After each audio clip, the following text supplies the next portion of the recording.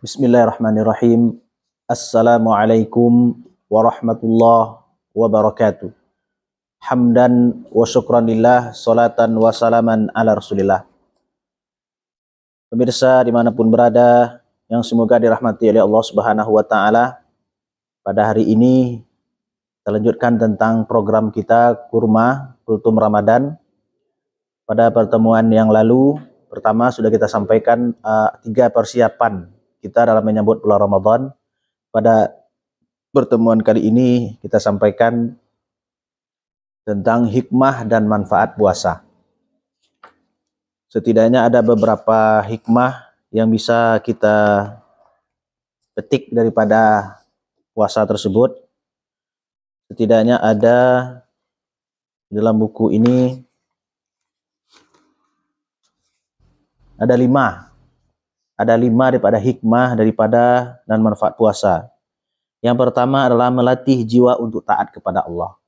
Hikmah yang pertama daripada puasa adalah melatih jiwa untuk taat kepada Allah Subhanahu wa Ta'ala. Kenapa tidak? Jiwa seorang muslim harus dilatih dan dibiasakan untuk mengerjakan ketaatan kepada Allah Subhanahu wa Ta'ala. Mulai latih dari anak-anak, sudah dibiasakan berpuasa, orang dewasa sampai orang tua. Kenapa jiwa kita bisa terlatih? Karena di dalam puasa ini jiwa kita ini dituntut untuk taat kepada Allah Subhanahu wa Ta'ala, dituntut untuk menjalankan perintah Allah dan meninggalkan larangan Allah Subhanahu wa Ta'ala cuma dengan meraih ridha Allah Subhanahu wa Ta'ala. Itu yang pertama, hikmah daripada puasa melatih jiwa untuk taat kepada Allah. Karena dengan kita berpuasa kita dilatih jiwa kita ini, jiwa jasmani rohani kita ini untuk taat kepada Allah dan meninggalkan larangan Allah Subhanahu wa Ta'ala. Sehingga jiwa jasmani kita dan rohani ini terlatih untuk beribadah kepada Allah baik di bulan Ramadan dan pasca Ramadan atau sesudah bulan Ramadan. Yang kedua adalah menumbuhkan sifat sabar. Al-Imam Ibnu Rajab berkata, sabar itu ada 3 macam. Yang pertama, sabar dalam menjalankan ketaatan. Yang kedua, sabar dalam meninggalkan maksiat, larangan Allah. Dan yang ketiga adalah sabar dalam menerima takdir Allah Subhanahu wa Ta'ala. Jadi salah satu daripada sabar tadi, sabar dalam menjalankan ketaatan kepada Allah. Kita berpuasa menahan dari pagi sampai sore, menahan makan minum yang biasanya di hari biasa kita makan dan minum, maka di bulan Ramadan kita dilatih untuk menahan itu tersebut. Kemudian juga sabar dalam meninggalkan larangan Allah. Di dalam bulan Ramadan kita dilarang untuk meninggalkan larangan Allah seperti bergibah, namimah, adu domba dan sebagainya. Kemudian juga yang ketiga, hikmah daripada berpuasa itu mensyukuri nikmat Allah. Kata ulama, termasuk hikmah puasa dalam mengingatkan kepada kita, semua hamba akan besarnya nikmat Allah. Sebab seorang hamba akan menyadari betapa besarnya nikmat kenyang, nikmat puasa, nikmat makan dan minum ketika dia merasakan lapar dan haus. Jadi hikmah daripada berpuasa ini kita merasakan nikmatnya Allah Subhanahu wa Ta'ala, nikmatnya kenyang, nikmatnya lepas dahaga kita.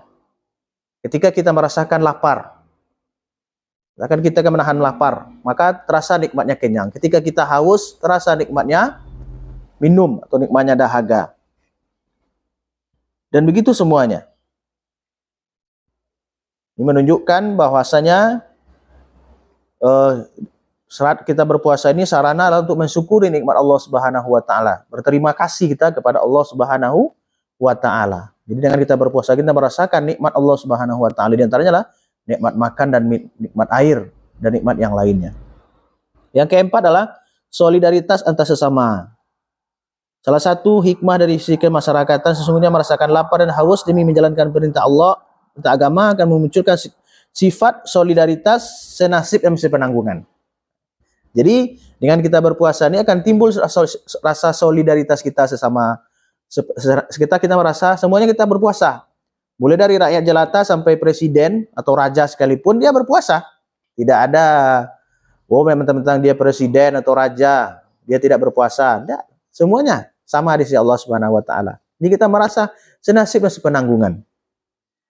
Yang dengan Imam Ibnu Qayyim berkata, puasa akan mengingatkan tentang keberadaan orang-orang yang kelaparan dari kalangan orang-orang miskin. Dalam kitab Zadul Ma'ad Ibnu Qayyim, bab yang kedua halaman 27. Ini jelas kata Imam Ibnu Qayyim, puasa akan mengingatkan tentang keberadaan orang-orang yang kelaparan dari kalangan orang-orang miskin.